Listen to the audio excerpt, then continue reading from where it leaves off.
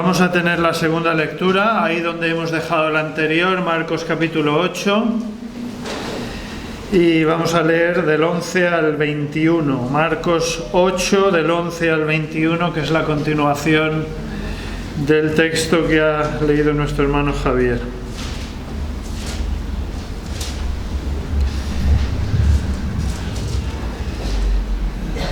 Marcos 8:11. Vinieron entonces los fariseos y comenzaron a discutir con él, pidiéndole señal del cielo para tentarle. Y gimiendo en su espíritu dijo: ¿Por qué pide señal esta generación? De cierto os digo que no se dará señal a esta generación. Y dejándolos volvió a entrar en la barca y se fue a la otra ribera. Habían olvidado de traer pan y no tenían sino un pan consigo en la barca. Y les mandó diciendo: mirad, guardaos de la levadura de los fariseos y de la levadura de Herodes. Y discutían entre sí diciendo: es porque no trajimos pan. Y entendiéndolo Jesús les dijo: ¿qué discutís? ¿Por qué no tenéis pan? ¿No entendéis ni comprendéis? ¿Aún tenéis endurecido vuestro corazón? ¿Teniendo ojos no veis y teniendo oídos no oís? ¿Y no recordáis? Cuando partí los 5 panes entre 5.000 hombres, ¿cuántas cestas llenas de pedazos recogisteis? Y ellos dijeron: 12. Y cuando los 7 panes entre los 4.000, ¿cuántas canastas llenas de los pedazos recogisteis? Y ellos dijeron: 7. Y les dijo: ¿cómo aún no entendéis? Hasta aquí la lectura de la palabra. Si podéis mantener la Biblia abierta en lo que hemos leído esta mañana, Marcos 6, 7 y 8, con la ayuda de Dios me gustaría hoy seguir con esta nueva serie que empecé hace un par de semanas y más concretamente sobre la alimentación de los 5.000, pero en sentido amplio. Hace unas semanas vimos más o menos lo mismo que hoy, el pasaje paralelo del Evangelio de Mateo, y hoy lo vamos a ver en Marcos. Y al igual que la vez anterior, ha sido, es verdad, una lectura bastante larga, pero es necesaria porque todo lo que hemos leído de alguna manera va junto. Lo explicamos hace unas cuantas semanas, pero para los que no estuvisteis o a lo mejor no os acordáis de todo, me gustaría empezar resumiendo lo que vimos en aquella ocasión, ya que es importante tenerlo todo en cuenta y continuar con el tema, que en el fondo, ya lo digo, es Cristo como el pan de vida. Lo primero que dijimos hace unas cuantas semanas es que Mateo 14, 15 y 16, que es lo que vimos en su día, era un texto que iba todo junto, igual que el texto que hemos leído hoy. Marcos 6, 14 hasta Marcos 8, 26, un poquito más de lo que hemos leído en el fondo. Es un texto que, si bien a priori parecen ser historias ahí separadas, aisladas, que no tienen ninguna conexión entre sí, pues no es así. Hay un hilo conductor que une todos estos pasajes que hemos leído, que es clave para entender la esencia de este pasaje en su conjunto. Marcos comienza el relato con la muerte de Juan el Bautista y va dando vueltas a un mismo tema general hasta que no termina con estas conclusiones que acabo de leer en Marcos 8 del 14 al 21 y que leímos en Mateo 16 del 5 al 12 hace unas semanas, más o menos las mismas conclusiones. Pero bueno, vamos a repasar, si podéis tener la Biblia abierta, vamos a Marcos 6, vamos a repasar muy por encima qué es lo que se va repitiendo, cuál es el hilo conductor. Ya dije en su día que los titulillos que le han puesto en la Reina Valera del 60 son bastante prácticos, de una manera nos ayudan a identificar los pasajes, lo único que a veces como que cortan y no es bueno. Pero bueno, si nos fijamos, tenemos Juan el Bautista como lo primero que hemos leído, es la introducción y es la causa de todo lo que viene después. Luego viene la alimentación de los 5.000 y ¿qué es importante en relación al hilo conductor que he mencionado en este pasaje? Pues vamos a leerlo, versículo 36, Marcos 6, 36.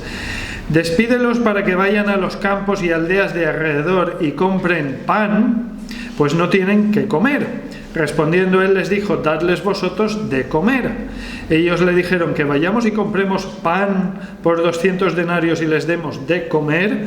Y él les dijo: ¿cuántos panes tenéis? Y dividlo. Y al saber dijeron: 5 panes, no sale en el texto pero se sobreentiende, y 2 peces. ¿Qué es lo importante? Pues comer.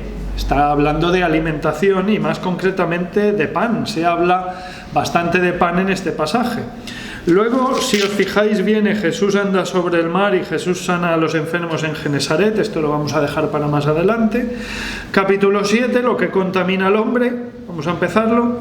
Se juntaron a Jesús los fariseos y algunos de los escribas que habían venido de Jerusalén, los cuales, viendo a algunos de los discípulos de Jesús, atención aquí lo que dice, comer pan con manos inmundas, esto es, no lavadas, los condenaban, porque los fariseos y todos los judíos, aferrándose a la tradición de los ancianos, si muchas veces no se lavan las manos, no comen. Vuelve a salir el tema del comer, y más concretamente se habla otra vez del pan. Siguiente fragmento, la fe de la mujer sirofenicia. Versículo 26. La mujer era griega y sirofenicia de nación, y le rogaba que echase fuera de su hija al demonio. Pero Jesús le dijo, deja primero que se sacien los hijos, que se sacien de comer, porque no está bien tomar el pan, vuelve a salir el pan, de los hijos y echarlo a los perrillos. Versículo 28. Respondió ella y le dijo, sí señor, pero aún los perrillos debajo de la mesa comen de las migajas de pan, se sobreentiende, no está en el texto, pero se sobreentiende, de los hijos, comen de las migajas de los hijos. Otra vez el tema del comer y otra vez el tema del pan. El siguiente pasaje, Jesús sana a un sordomudo, lo dejamos para después. Capítulo 8, alimentación de los 4.000, de nuevo se habla de comer y de pan, vamos a verlo. Versículo 2, dice Jesús, tengo compasión de la gente porque ya hace 3 días que están conmigo y no tienen qué comer. Sus discípulos le respondieron, versículo 4, ¿de dónde podrá alguien saciar de pan a estos aquí en el desierto? Él les preguntó, ¿cuántos panes tenéis? Ellos dijeron, 7. Panes, se sobreentiende, no sale, pero se sobreentiende. Entonces mandó a la multitud que se recostase en tierra y tomando los 7 panes, habiendo dado gracias, los partió. Siguiente pasaje, el penúltimo, la demanda de una señal. No se habla ni de pan ni de comer, pero en este fragmento ya se comienza a ver de qué trata todo lo que hemos hablado hasta aquí. Y el último fragmento, la levadura de los fariseos, aquí sí que sale mucho la cuestión del pan. Versículo 14. Habían olvidado de traer pan, no tenían sino un pan consigo en la barca. Y él les mandó diciendo, mirad, guardaos de la levadura de los fariseos y de la levadura de Herodes. Y discutían entre sí diciendo, es porque no trajimos pan. Y entendiéndolo Jesús les dijo, ¿qué discutís? ¿Por qué no tenéis pan? Ni entendéis ni comprendéis, aún tenéis endurecido vuestro corazón, teniendo ojos no veis y teniendo oídos no oís, y no recordáis cuando partí los 5 panes, entre 5.000, ¿cuántas cestas llenas de los pedazos recogisteis? Y ellos dijeron 12.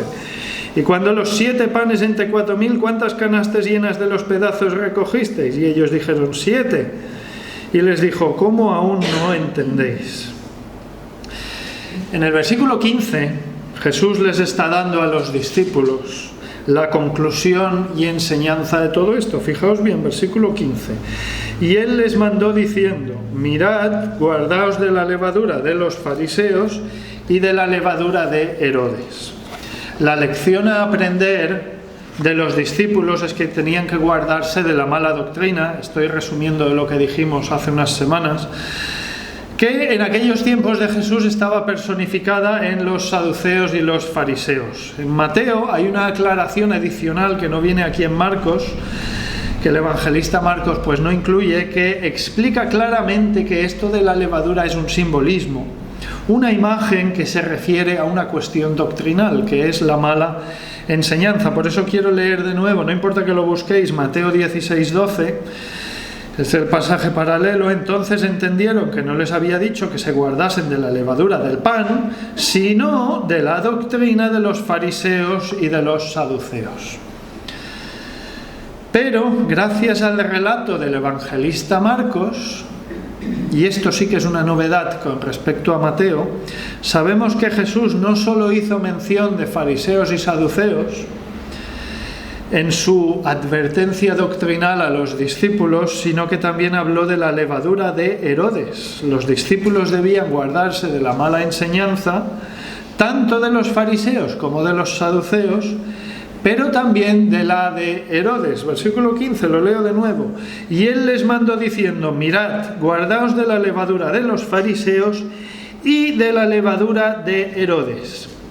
Pero claro, aquí se nos plantea una disyuntiva. Herodes no enseñaba doctrina religiosa, ¿no? Entonces, ¿qué es lo que podemos entender? Pues que los discípulos debían guardarse de las malas artes, de las malas costumbres, vamos a decirlo de otra manera, de las malas influencias, en resumen, de las malas políticas de Herodes. No olvidemos que todo este pasaje que hemos leído desde Marcos 6:14 comienza con un hecho muy concreto, esa mala acción o esa mala política de Herodes de matar a una persona inocente, que era Juan el Bautista. La muerte de Juan el Bautista fue el detonante, por decirlo de alguna manera, de la alimentación de los 5.000 y de todo lo que sucedió después que hemos leído. Eso es lo que estuvimos hablando hace unas semanas. Y en resumen, todo el pasaje en sentido amplio, desde Marcos 6:14 hasta Marcos 8:21, lo que transmite en primera instancia como enseñanza primordial, como enseñanza básica, es que los creyentes debemos guardarnos de la mala doctrina, de lo que es contrario a la palabra de Dios. ¿Y quién da mala doctrina? Pues en aquellos tiempos eran básicamente los escribas e intérpretes de la ley, los fariseos y los saduceos. Hoy en día, pues todo aquel que dice ser creyente, pero que hace o enseña cosas contrarias a la palabra de Dios. Y aquí no hay que pasar por alto, muy importante, esa referencia de Jesús en Marcos 8:15 a la levadura de Herodes. ¿Qué es lo que significa esto para nosotros? Pues muy sencillo, que los creyentes debemos guardarnos de la influencia, de la enseñanza, de las malas artes, de las malas políticas, de las malas acciones, de las malas doctrinas que son contrarias a la palabra de Dios, provenientes del poder político gobernante. Y alguno podía decir de forma algo ingenua: bueno, el poder político no enseña doctrina religiosa. ¿Que no da doctrina? La ideología de género es una doctrina que entra de lleno en el ámbito religioso y una enseñanza totalmente contraria a la palabra de Dios. El poder político a veces da cosas tan sencillas y tan poca cosa. Por ejemplo, que reciclar un papel supuestamente contribuye a salvar el mundo. ¿Cuántas veces hemos oído eso? Y esto es una herejía a la luz de la Biblia. El mundo ya está salvado y no nos compete a nosotros salvarlo. Jesucristo salvó el mundo hace 2000 años, cuando murió en una cruz y resucitó al tercer día. Los creyentes debemos guardarnos de las malas enseñanzas que no van acorde con la Escritura, provengan de los estamentos religiosos o provengan de los estamentos civiles. Esto es lo que Jesús quiso decir en el versículo 15 cuando dijo: guardaos de la levadura de los fariseos y de la levadura de Herodes. Estaba haciendo referencia a esa mala acción de Herodes, esa injusticia de matar a Juan el Bautista. Seguimos, más de lo que vimos hace unas semanas. ¿Por qué tanta insistencia con el tema del comer en todo este pasaje y por qué tan concretamente con el tema del pan? ¿Por qué todo este pasaje va dando vueltas todo el tiempo de diferentes maneras a la cuestión del pan? ¿Qué significa que el pan sea el hilo conductor de este fragmento que hemos leído de Marcos, así como lo fue cuando lo leímos del pasaje paralelo de Mateo? Si volvemos a la conclusión del pasaje, lo último que hemos leído, Marcos 8, del 11 al 21, pues se puede deducir. Si todo esto realmente gira en torno a la buena y a la mala doctrina, el pan entonces, ¿qué es lo que puede simbolizar? Pues el pan significa la palabra de Dios. Jesucristo es la palabra, Jesucristo es el Logos de Juan 1:1 y Jesucristo es también el pan de vida. En Juan 6:35 Jesús le dijo: yo soy el pan de vida, el que a mí viene nunca tendrá hambre. Y volviendo al Evangelio de Marcos, no es necesario que los busquéis, pero unas páginas más adelante, Marcos 14:22, la escena de la última cena. Dice: y mientras comían, Jesús tomó pan y bendijo y lo partió y les dio diciendo: tomad, esto es mi cuerpo. En esa última cena Jesús estaba diciendo y recordando que el pan era un simbolismo de Él mismo. El tema de todo lo que hemos leído en esta mañana es que Cristo es el pan de vida. El pan es alimento, por lo tanto es un símbolo de sustento, es un símbolo de lo que sostiene la vida. Por eso en estos pasajes que hemos leído, Jesús, que es quien sostiene la vida, va repartiendo pan. El pan físico de estos pasajes es un símbolo y apunta hacia el verdadero pan de vida que vino al mundo para dar vida verdadera. Ya en la ley de Moisés, en Deuteronomio 8:3, dice que no solo de pan vivirá el hombre, mas de todo lo que sale de la boca de Jehová vivirá el hombre. Tal cual. De la boca de Jesús salían palabras de vida. En la alimentación de los 5.000, si os fijáis, en Marcos 6:34, dice: y salió Jesús y vio una gran multitud, y tuvo compasión de ellos, porque eran como ovejas que no tenían pastor. Y comenzó a enseñarles muchas cosas. Jesús ya les estaba repartiendo el pan verdadero antes de darles el pan físico, porque el pan verdadero era su palabra hablada. Y así como el pan físico en aquel tiempo era un simbolismo que apuntaba hacia el verdadero pan de vida, la sanidad física de los enfermos, de la enfermedad física, apuntaba a la verdadera sanidad, que es la sanidad espiritual. Por eso en estos textos que hemos leído esta mañana, las alimentaciones milagrosas van acompañadas de sanaciones de enfermos. Entre lo que hemos leído hay sanación de enfermos en Marcos 6, 53 a 56, Marcos 7, 31 a 37 y Marcos 8 del 22 al 26, al final de lo que hemos leído.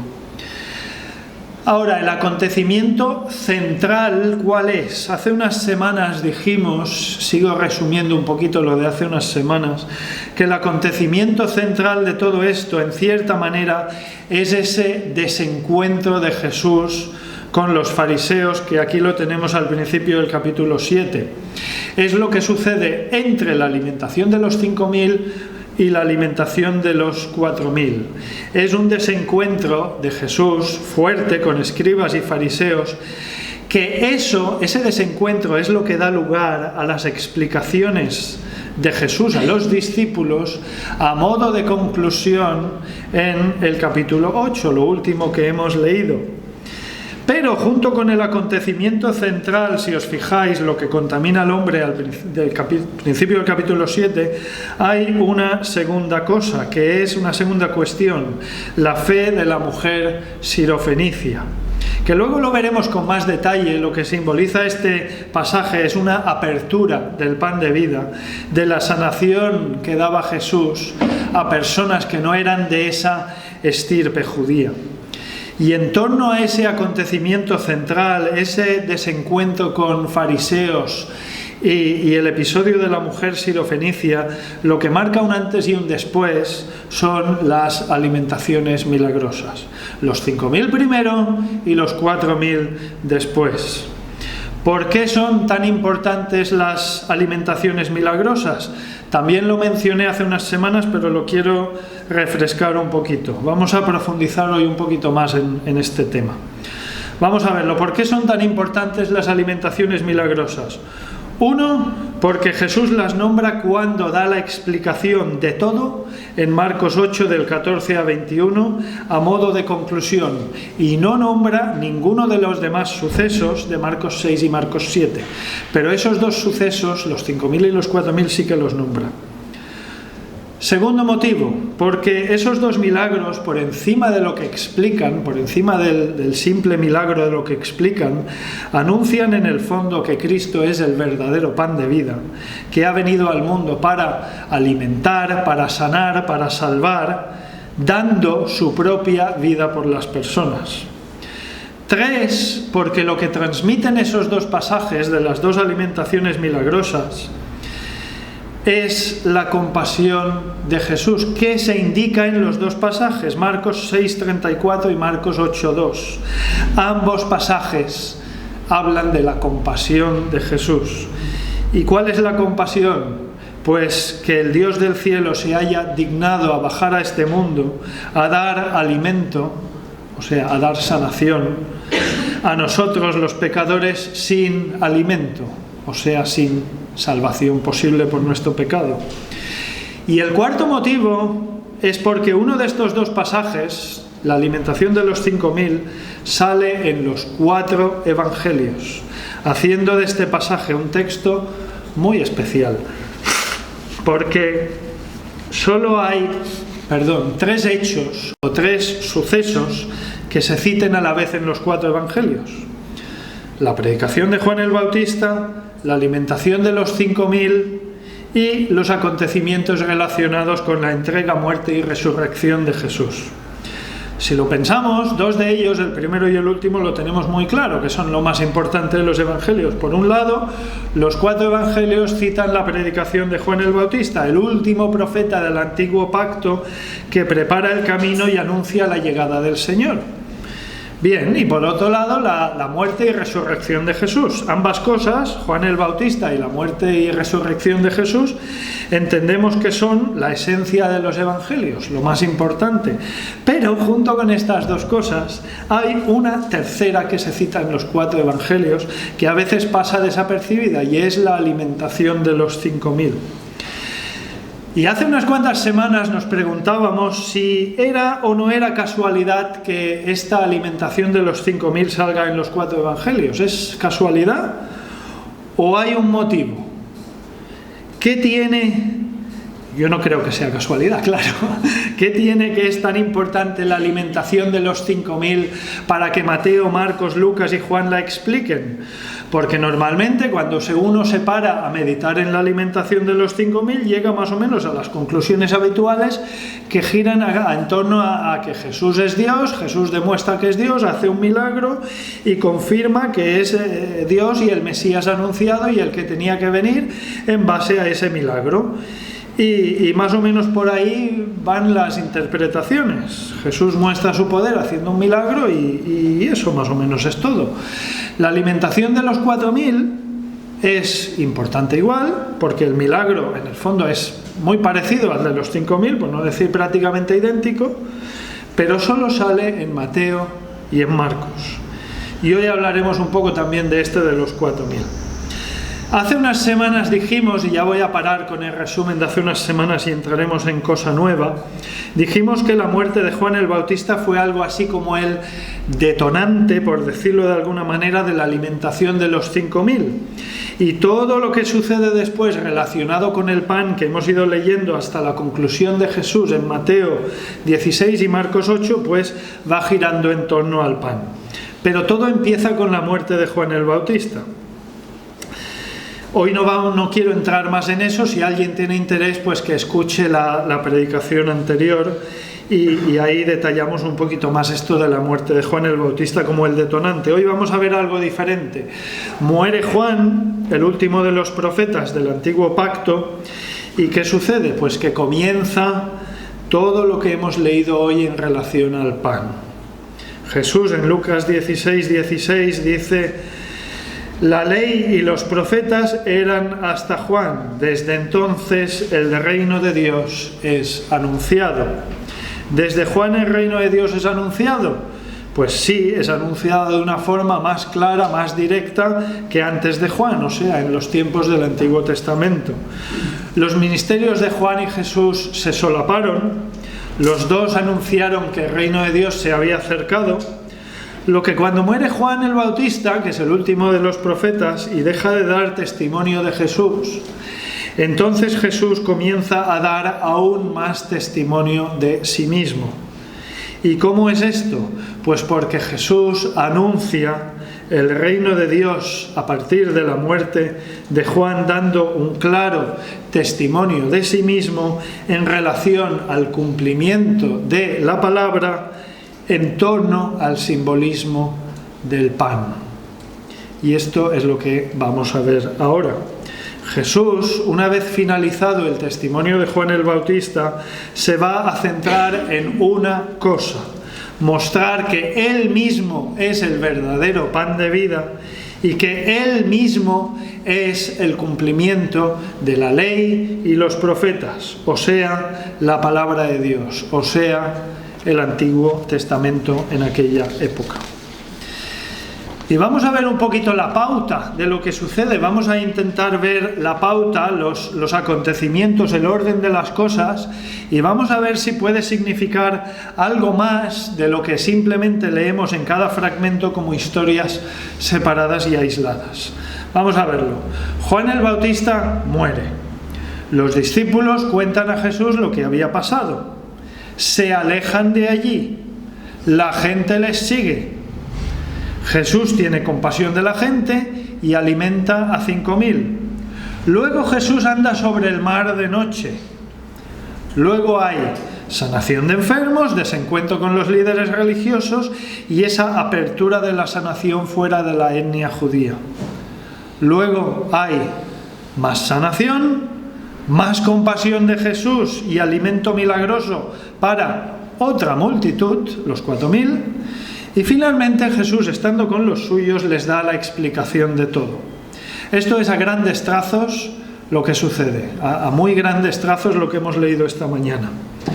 Jesús en Mateo 5:17 dijo: no penséis que he venido para abrogar la ley o los profetas, no he venido para abrogar sino para cumplir.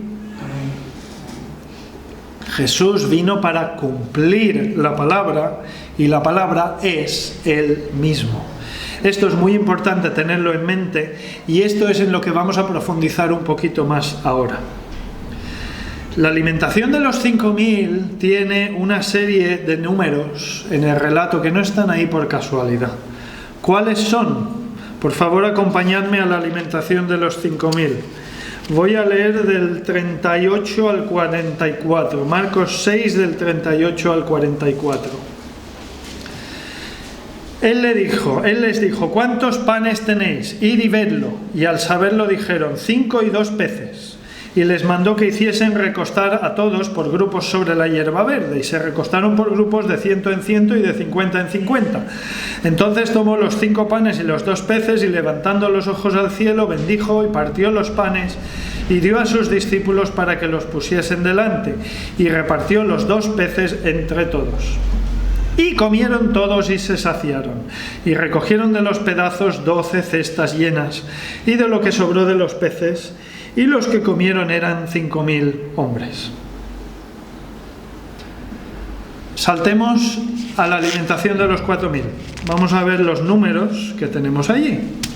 Marcos 8, y voy a leer del 5 al 9. Vamos a fijarnos de nuevo en los números.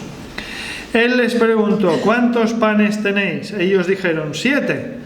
Entonces mandó a la multitud que se recostase en tierra, y tomando los 7 panes, habiendo dado gracias, los partió y dio a sus discípulos para que los pusiesen delante, y los pusieron delante de la multitud. Y tenían también unos pocos pececillos, y los bendijo. Y mandó que también los pusiesen delante. Y comieron y se saciaron, y recogieron de los pedazos que habían sobrado 7 canastas.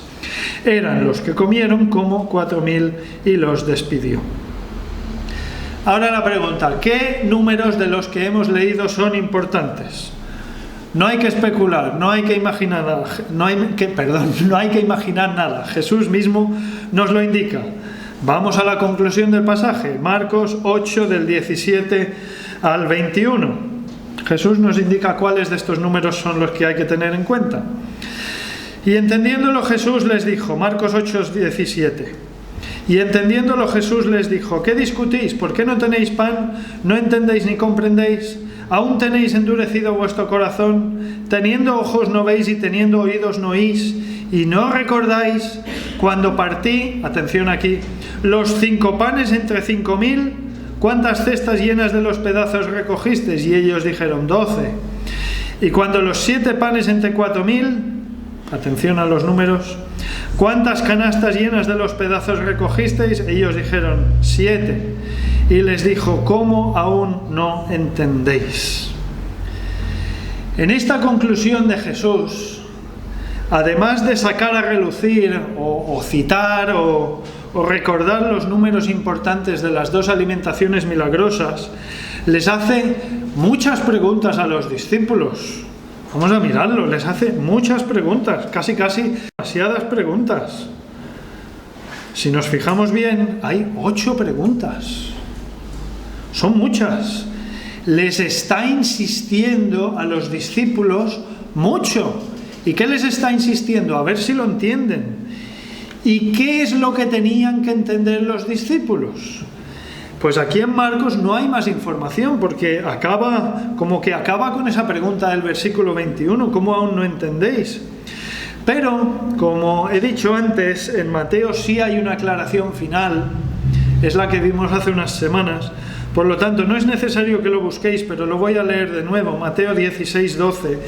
Entonces entendieron que no les había dicho que se guardasen de la levadura del pan, sino de la doctrina de los fariseos y de los saduceos. Por lo tanto, volvemos a la conclusión que he dicho antes, que tenían que ser cuidadosos con las falsas enseñanzas. Y esa es efectivamente la conclusión en base a lo que se cita en Mateo. Pero aquí en Marcos la cosa queda abierta. Esas 8 preguntas de Jesús a los discípulos aparentemente quedan sin respuesta. Vale, hay 2 que sí que tienen respuesta, pero son las preguntas de cuántas cestas recogisteis, cuántas canastas recogisteis. Fijaos que en una cuestión, una alimentación son cestas y en la otra son canastas. Pero bueno, las preguntas en el fondo, las preguntas profundas quedan sin respuesta. Nosotros nos podíamos preguntar, ¿hay algo más? Porque si bien es cierto que hay que ir con cuidado con las falsas enseñanzas y con las malas doctrinas, ¿son necesarias 8 preguntas de Jesús a modo de insistencia en relación a esto del pan? A ver si lo entienden.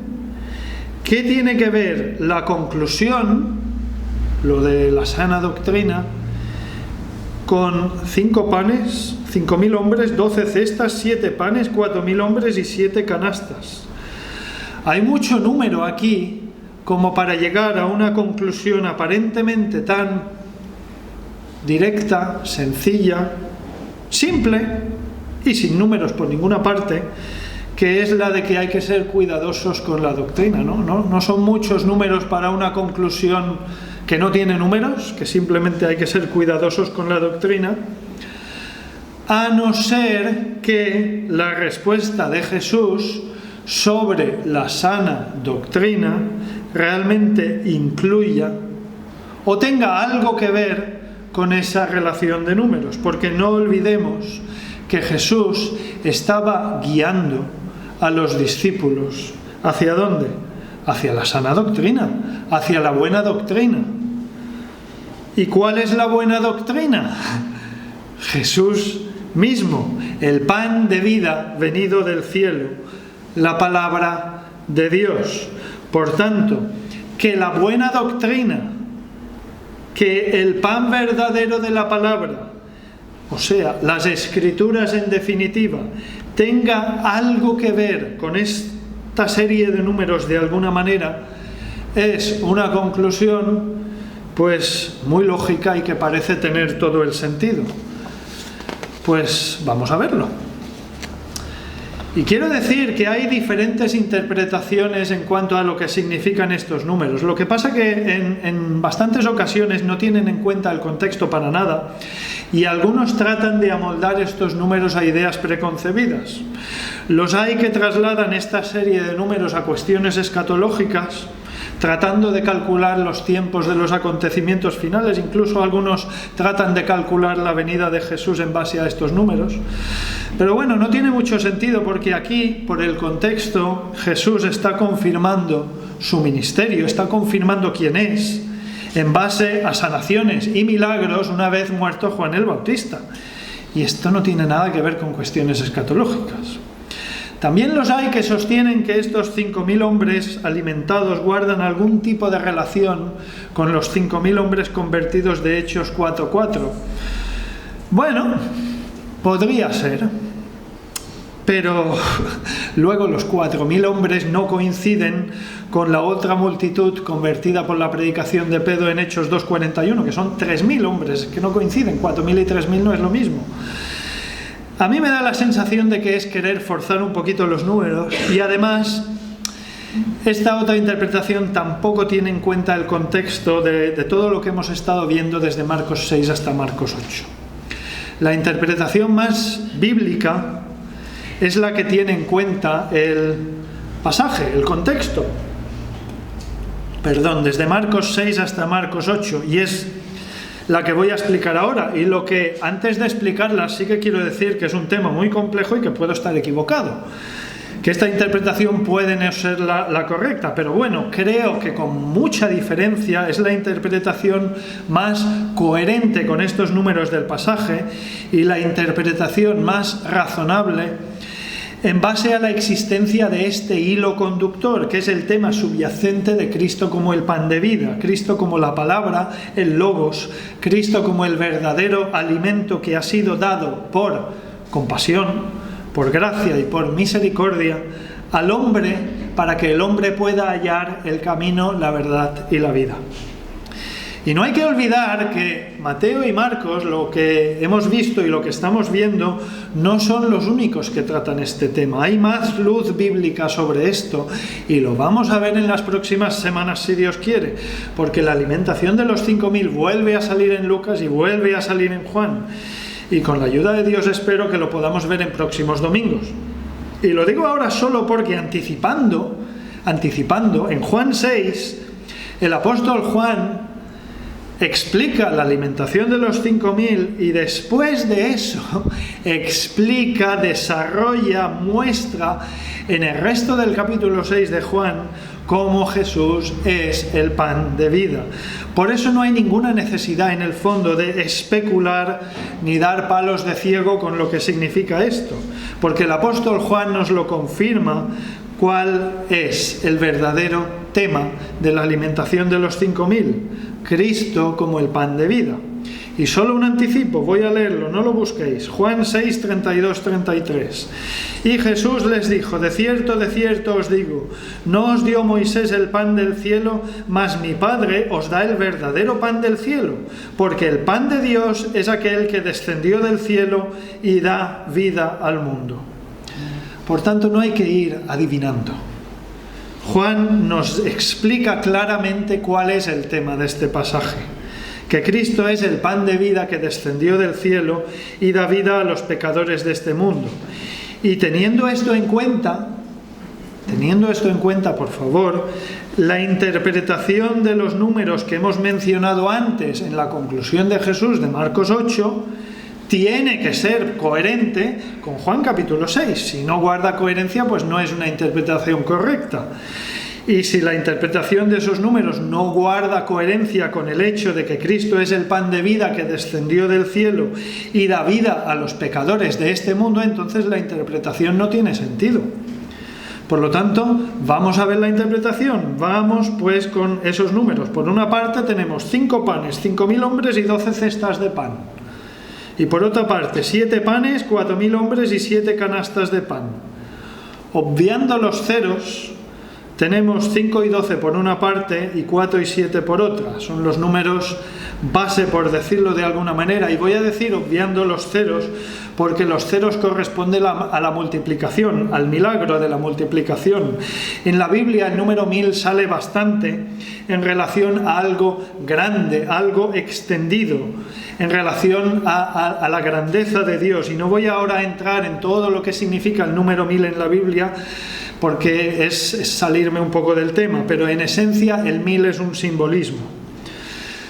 Por tanto, ¿cuál es la interpretación de los números entonces? Pues que la alimentación de los 5.000 es una alusión al Antiguo Testamento por un lado, y la alimentación de los 4.000 es una alusión al Nuevo Testamento, que Jesús está confirmando el canon bíblico del Antiguo Testamento por una parte y el canon bíblico del Nuevo Testamento por otra, que claro, en aquel momento aún no había sido escrito.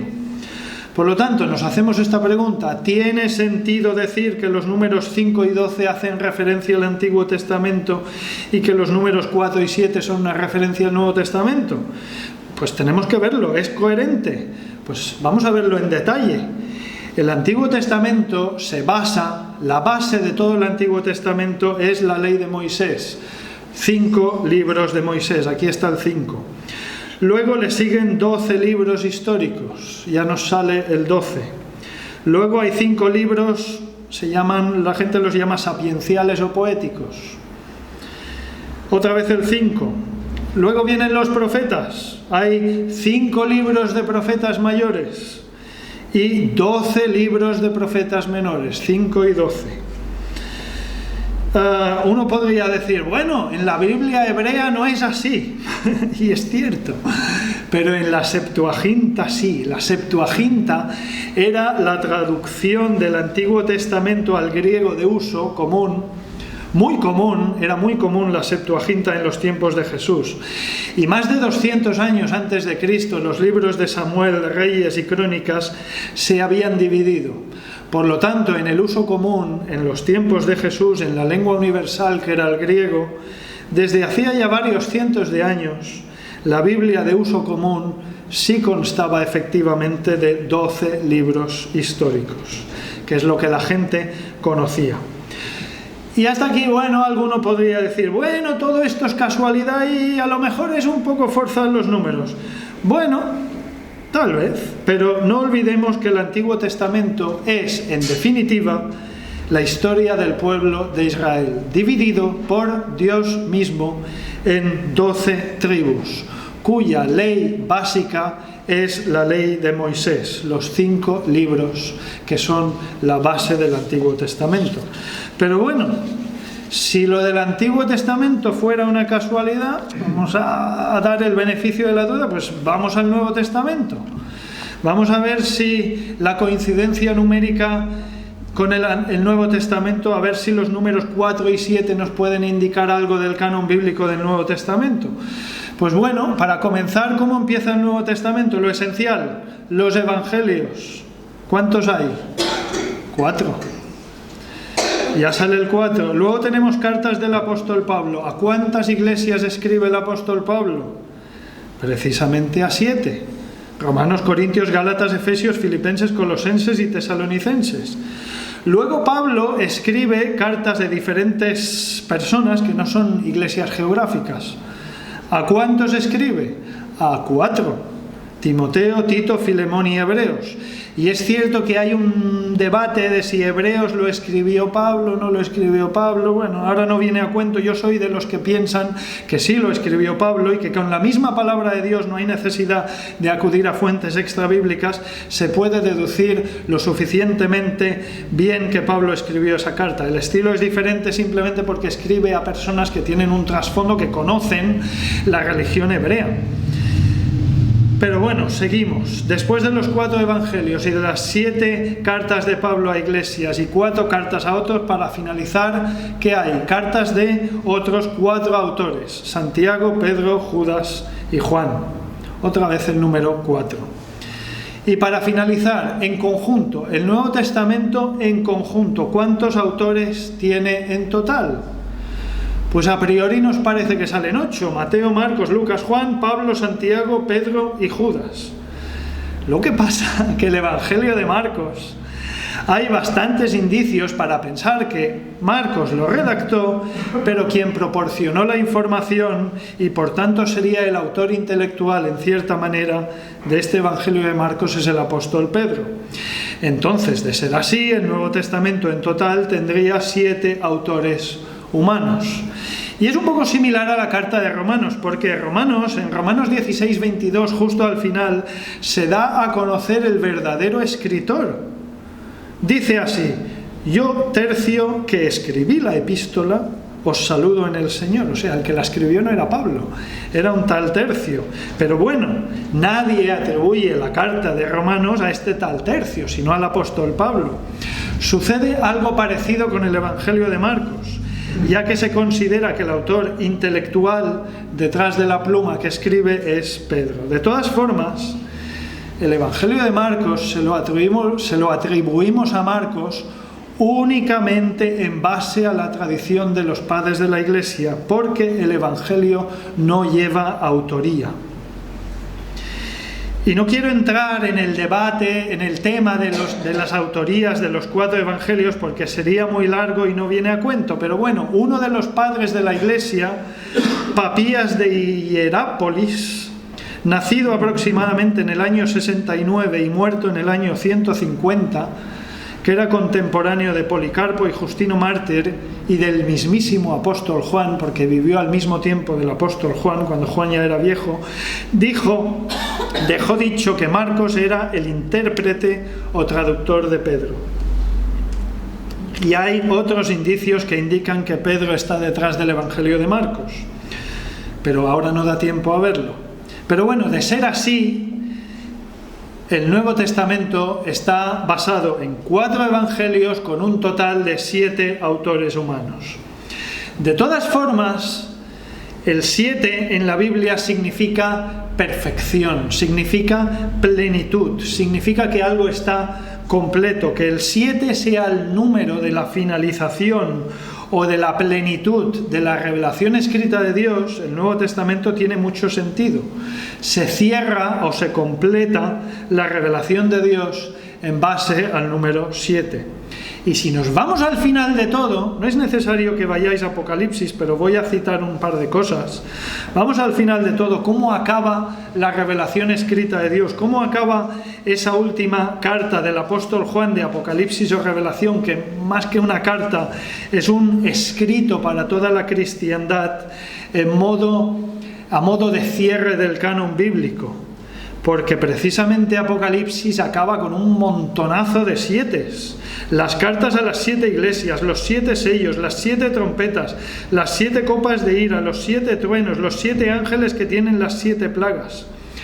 Pero ahí no queda la cosa, porque el 4 sale también mucho en Apocalipsis, más que prácticamente todos los otros números. Hay muchas menciones a los 4 seres vivientes, también salen los 4 ángeles que están atados junto al gran río Éufrates, los 4 ángeles en pie sobre los 4 ángulos de la tierra que detenían los 4 vientos de la tierra. ¿Cuál es el número más citado en Apocalipsis? Es el 7, sale 55 veces. Y el 4 no se queda atrás, sale 19 veces en Apocalipsis. Un ejemplo, solo voy a leer un ejemplo que aúna los números 4 y 7 en Apocalipsis. Apocalipsis 5, 5 y 6.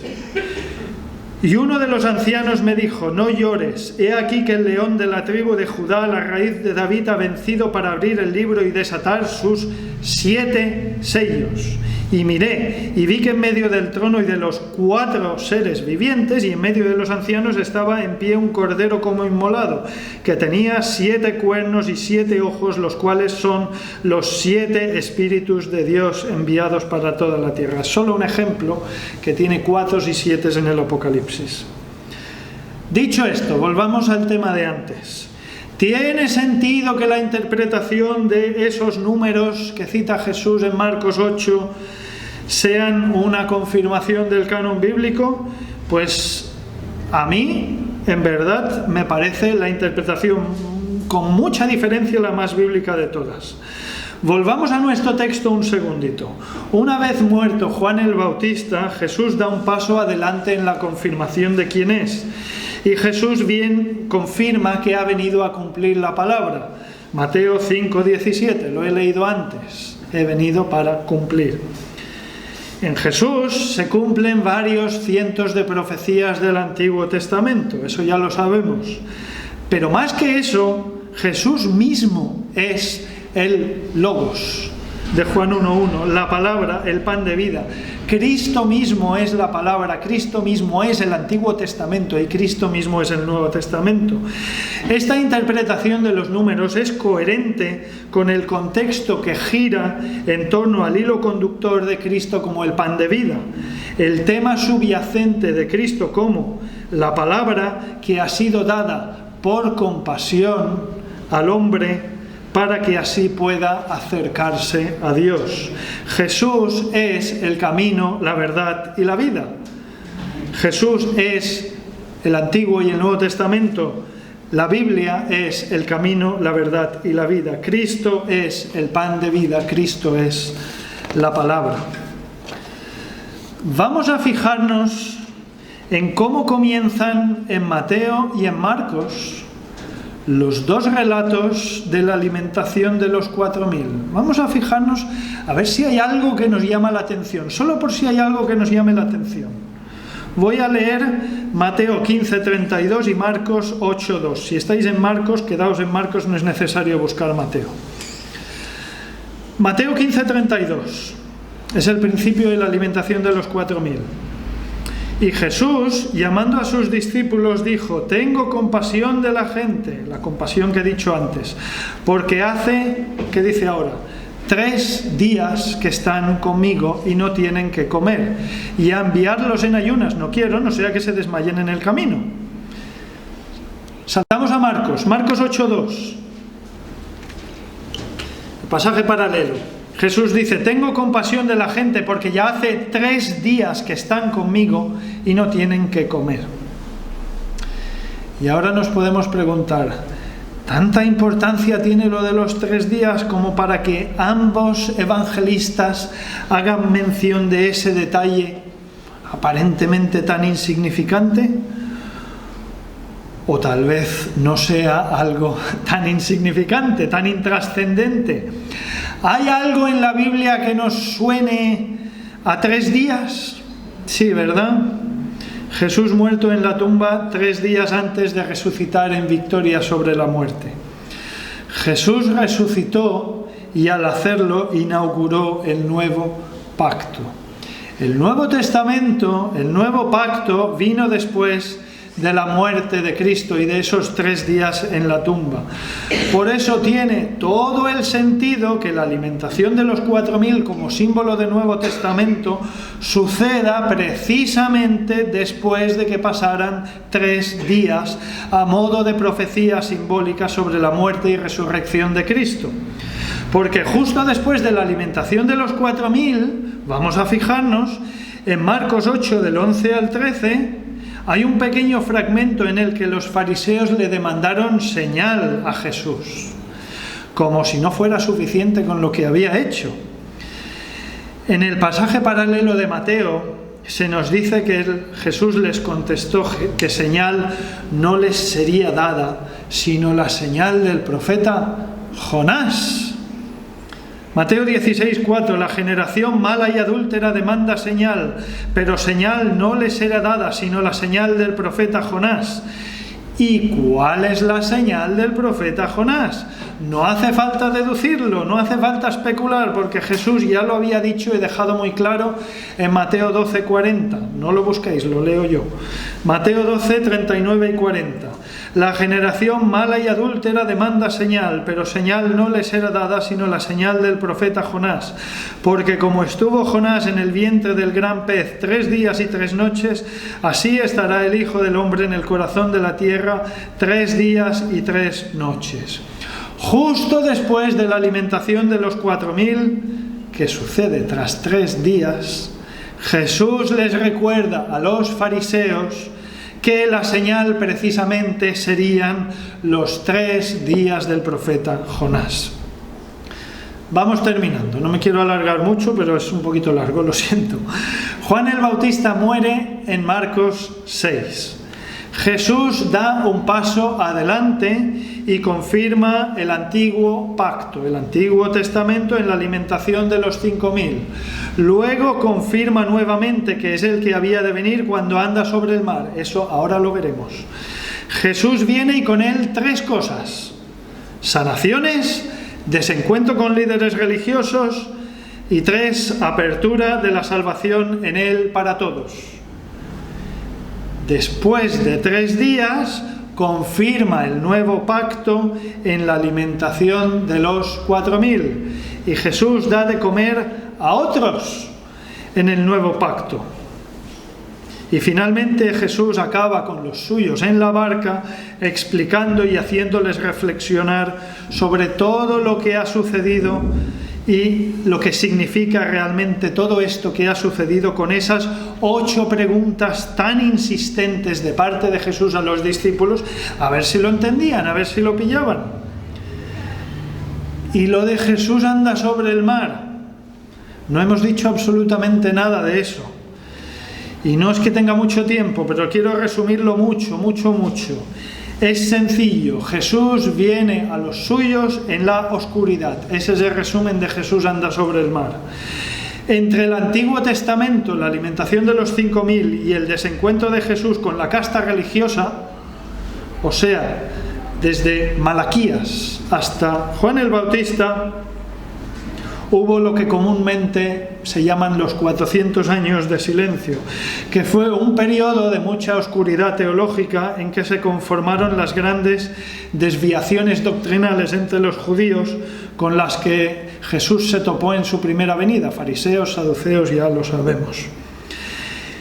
El fragmento de Jesús anda sobre el mar viene después de lo que simboliza el Antiguo Testamento, la alimentación de los 5000, porque Cristo viene después del final de la revelación del Antiguo Testamento. ¿Y cuándo vino Jesús? En un momento de oscuridad doctrinal. Dice Marcos 6:48, lo podéis mirar si queréis: y viéndoles remar con gran fatiga porque el viento les era contrario, cerca de la 4ª vigilia de la noche vino a ellos andando sobre el mar. Pues claro que el viento les era contrario.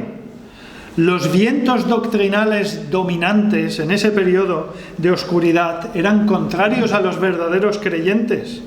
Los escribas y fariseos que estaban sentados en la cátedra de Moisés personificaban esos vientos contrarios a la verdad de la palabra de Dios, que hacían que cualquiera que tuviera temor de Dios tuviera que remar con gran fatiga en presencia de esos líderes religiosos tan desviados y tan corruptos que eran los fariseos.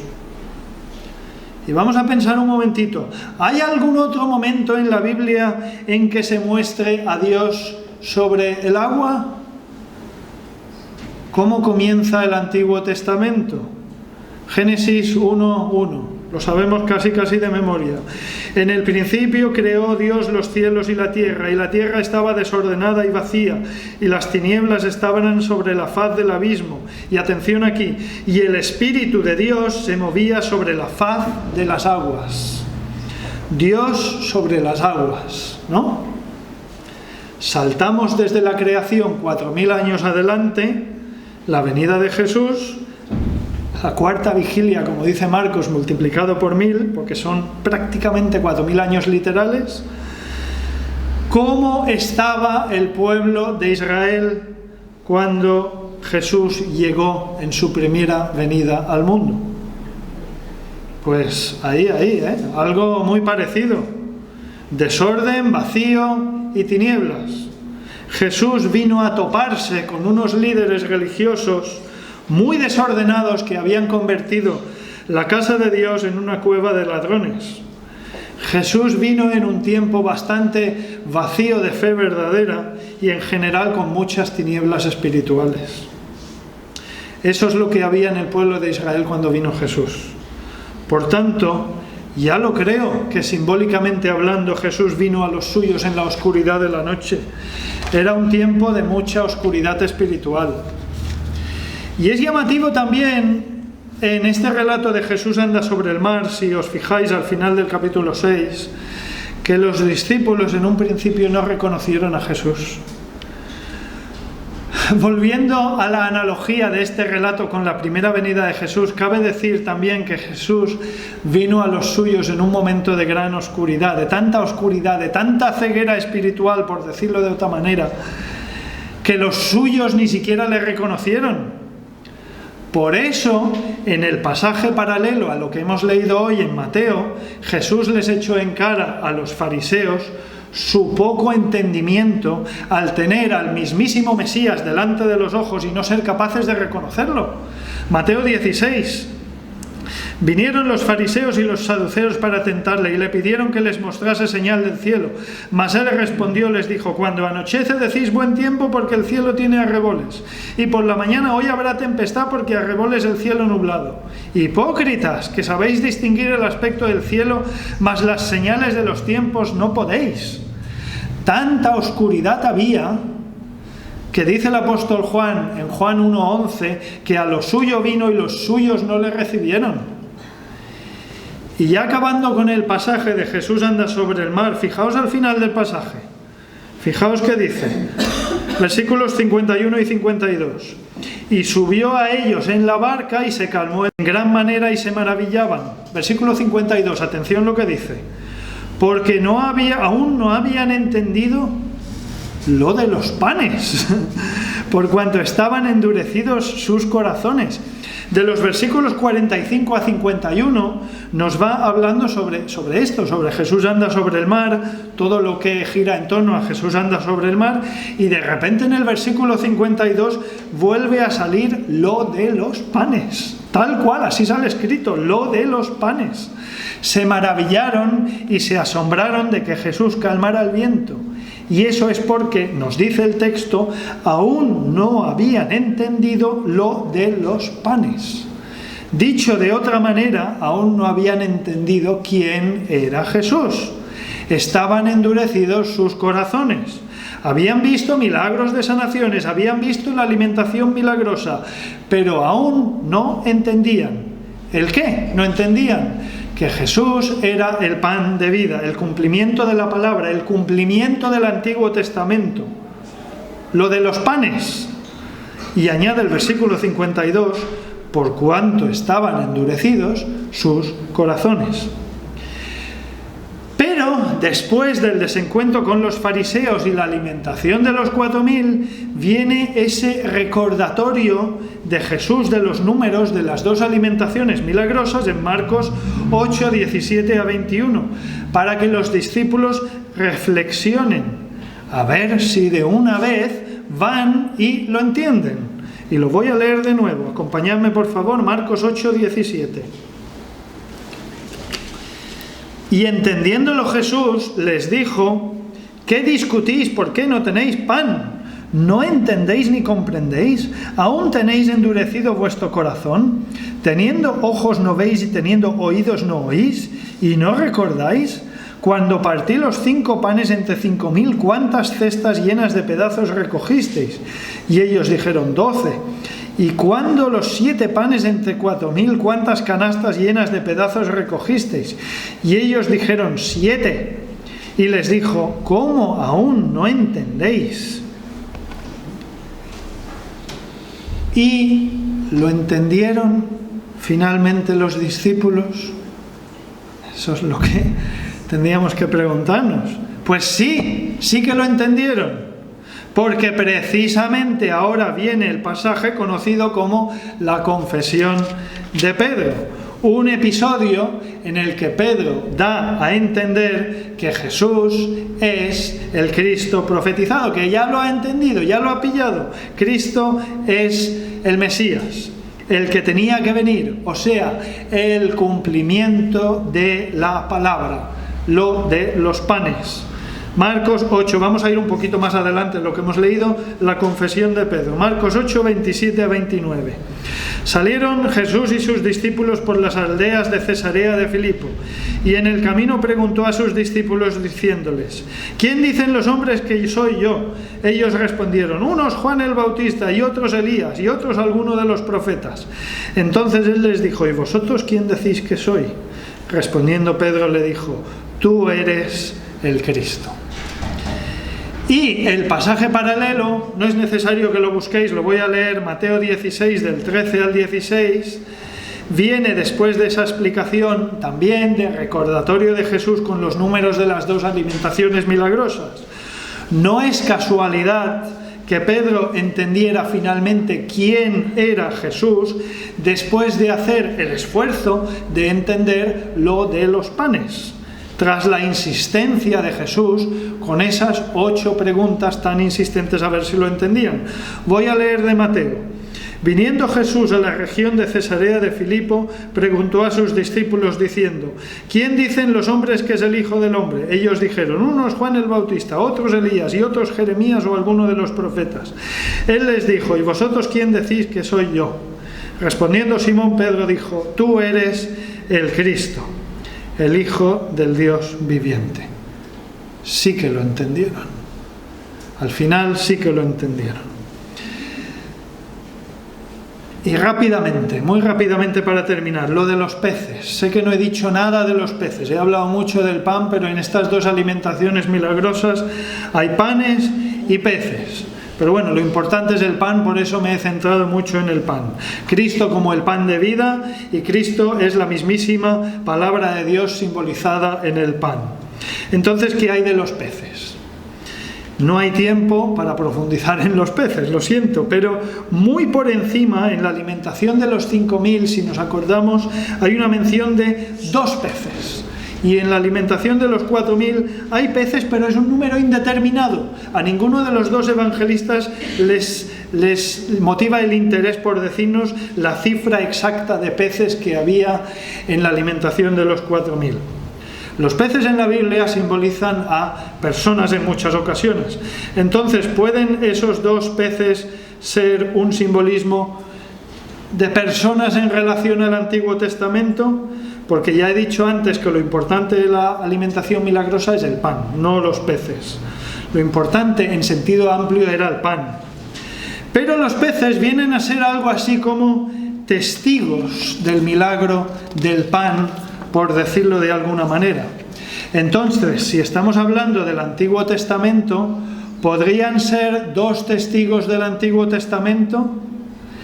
¿Qué es, en resumidas cuentas, el Antiguo Testamento? Sino la ley y los profetas. Entonces, ¿quién son los 2 testigos? Moisés por parte de la ley y Elías por parte de los profetas. Qué tremenda casualidad que si seguimos leyendo, fijaos en Marcos, si seguimos leyendo, ahora ¿qué pasaje toca? Marcos 9. Después de la confesión de Pedro, viene otro pasaje, pero es lo mismo en el fondo, viene la transfiguración. ¿Y quién aparece precisamente ahora? Los 2 testigos que podemos entender simbolizan esos 2 peces, Moisés y Elías, la ley y los profetas. No es ninguna casualidad que ahora, después de la confesión de Pedro, cuando ya han entendido lo de los panes, pues que entiendan lo de los peces. Se hace mención de Moisés y de Elías. Ahora que han entendido lo de los panes, pues lo de los peces, los testigos.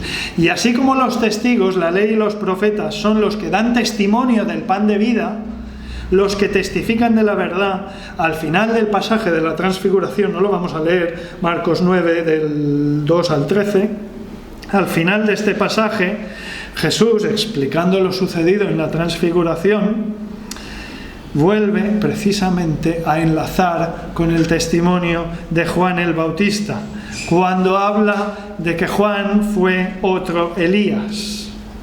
Lo menciona aquí, en Marcos 9:13. No olvidemos que el detonante de las 2 alimentaciones milagrosas fue precisamente la muerte del último profeta que daba testimonio del pan de vida, Juan el Bautista. Y si nos vamos al principio de todo de nuestra lectura, el segundo versículo que ha leído nuestro hermano hace la conexión de Juan el Bautista con Elías. Marcos 6:15. Otros decían es Elías. No hay tiempo para más, terminamos. 5 minutos y termino. ¿Qué hay de todo esto para nosotros hoy? Lo que hemos visto es una interpretación del pasaje. Y está bien saberlo. Pero la cuestión, y ahora viene lo importante, por favor, ahora sí escuchad con atención, no es lo que significa todo esto, sino cómo afecta a tu vida y a la mía.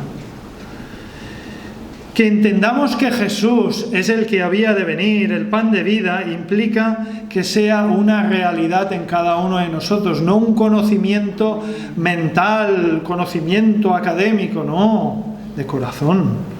La conclusión de Jesús a todo el pasaje sobre la sana doctrina es algo bueno y algo a tener en cuenta en nuestra vida. Claro que sí.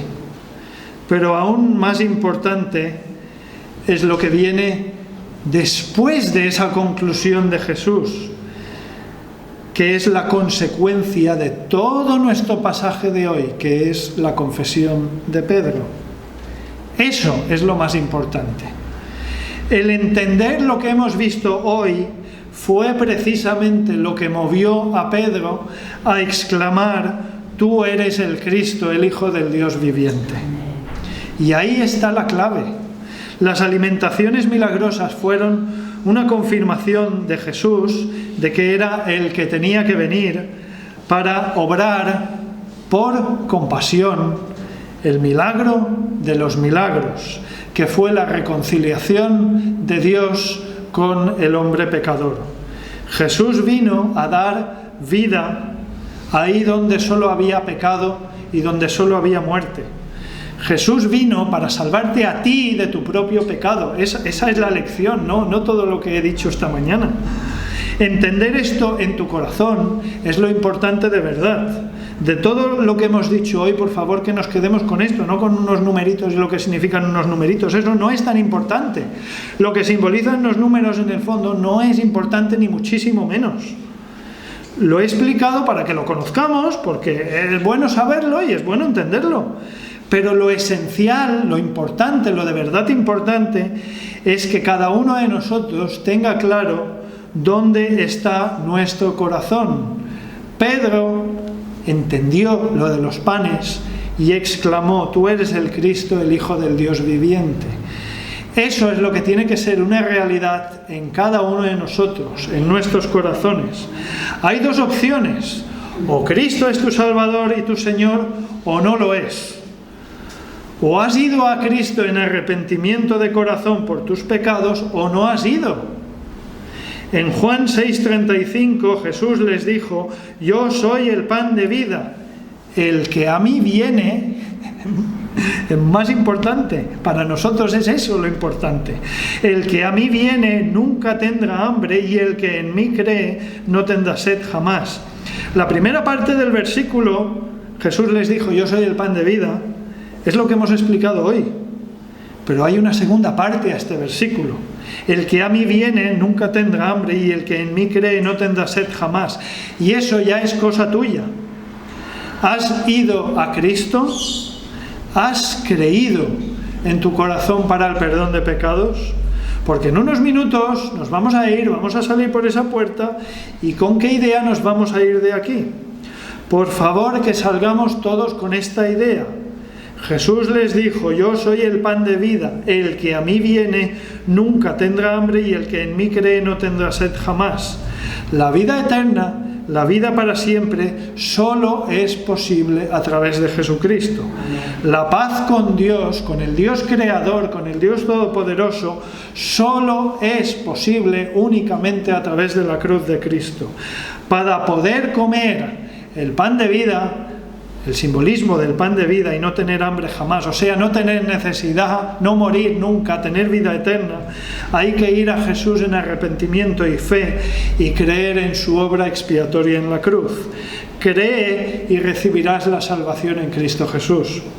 Y para los que somos creyentes, que pongamos especial atención en este consejo que Jesús da a sus discípulos en Marcos 8. Guardaos de la levadura de los fariseos y de la levadura de Herodes. Es decir, que seamos cuidadosos con lo que no es bíblico, ya sea que venga de instancias religiosas o de instancias civiles. Lo que va en contra de la palabra de Dios no es sano para nuestra vida y para nuestro espíritu. Que el Señor nos dé entendimiento para discernir lo que es conforme a su palabra y lo que no es conforme a su palabra. Que esa sea nuestra oración y que nos quedemos con esto. El verdadero alimento es la palabra de Dios. Que Dios nos ayude a ser constantes en la lectura y en la oración. Que nos alimentemos con su palabra. Que Dios nos guarde, nos ayude y nos bendiga. Amén.